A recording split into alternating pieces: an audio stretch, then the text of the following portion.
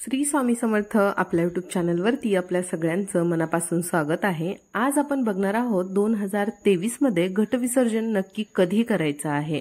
उठता बसता उपवास जे धरणार आहेत त्यांनी नेमका उठता उपवास कधी धरायचे आणि ज्यांनी कोणी 9 दिवसांचा उपवास पकडलेला आहे त्यांनी उपवास कधी सोडायचे, कडकण्या कशा बनवल्या जातात आणि त्या देवीला कधी अर्पण करायच्या असतात किंवा कडकण्यांची जी माळ असते ती कोणत्या दिवशी आपण देवीला बांधायची, पुरणपोळीचा नैवेद्य कधी दाखवावा, या सगळ्या प्रश्नांची उत्तरे आज आपण या व्हिडिओमध्ये बघणार आहोत।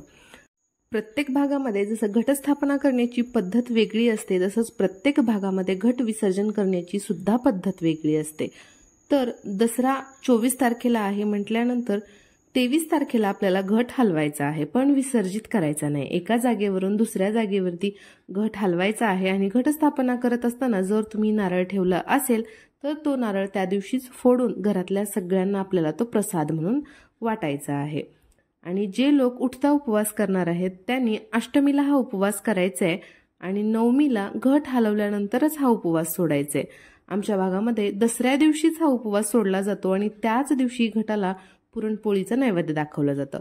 म्हणजे नवमीला आपण घट हलवायचा आणि तो विसर्जित न करता तसाच ठेवायचा, त्याला नैवेद्य दाखवायचा आणि दसऱ्याच्या दिवशी तो विसर्जित करायचा। कारण दसऱ्याच्या दिवशी आपट्याची पाने आणि हे घटामध्ये आलेलं जे धान्य आहे ते सोने म्हणून आपण एकमेकांना देतो आणि शुभमयी शुभेच्छा देतो।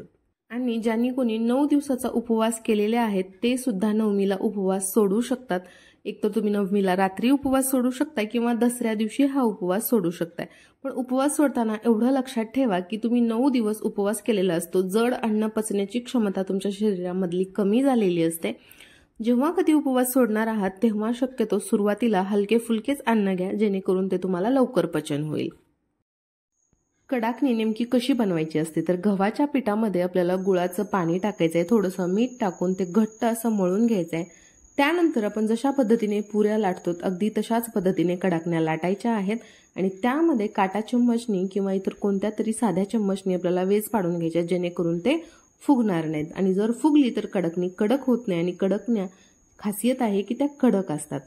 तर ही माळ तुम्ही देवीला अर्पण करायची आहे। तर कधी करायची, अशा 5 कडकण्यांची माळ त्यासोबत सौभाग्यवतीचं जे साहित्य असतं ते सुद्धा आपल्याला बनवायचे आहे।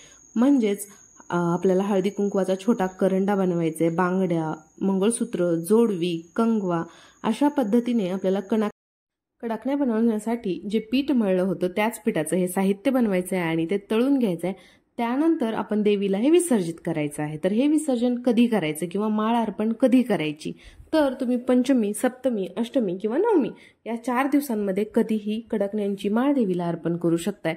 त्याचबरोबर जे आपण सौभाग्याचं लेणं बनवलंय किंवा सौभाग्याचं साहित्य बनवलेलं आहे ते सुद्धा आपल्याला देवीला अर्पण करायचंय। पुरणपोळीचा नैवेद्य नेमका कधी दाखवायचा असतो तर दसऱ्याच्या दिवशी पुरणपोळीचा नैवेद्य दाखवला जातो। तुम्ही नवमीला सुद्धा दाखवू शकताय पण त्या दिवशी उपवास सोडायचा असतो म्हणून हा पुरणपोळीचा नैवेद्य दसऱ्याच्या दिवशी दाखवला जातो। ज्यांना कोणाला देवीची ओटी भरायची आहे ती सप्तमीच्या दिवशी करू शकतात किंवा नवरात्रीच्या 7व्या दिवशी आपण देवीची ओटी घरच्या घरीच भरू शकतो। ज्यांना कोणाला कन्यापूजन करायचंय ते 8व्या किंवा 9व्या दिवशी हे कन्यापूजन सुद्धा घरामध्ये आपल्या करू शकतात। अखंड दिवा सुद्धा आपल्याला नवमीच्याच दिवशी घटाच्या समोरून उचलून न फुकता तो तुळशीजवळ नेऊन ठेवायचा आहे आणि तो स्वतःहून विजला पाहिजे। त्याला फुंकार मारून विजवण्याचा प्रयत्न करू नका। त्याच्यामध्ये जेवढं तेल शिल्लक आहे ते तसंच असू द्या आणि तो दिवा तुळशीजवळ नेऊन ठेवा, तो आपोआप विजेल। तर आशा करते की तुम्हाला तुमच्या सगळ्या प्रश्नांची उत्तरे आजच्या आपल्या व्हिडिओमधून मिळालेच असतील आणि जर तुम्हाला व्हिडिओ आवडला तर आपल्या चॅनलला नक्की सबस्क्राईब करा। पुन्हा भेटूया अशाच एका इंटरेस्टिंग व्हिडिओमध्ये। तोपर्यंत श्री स्वामी समर्थ।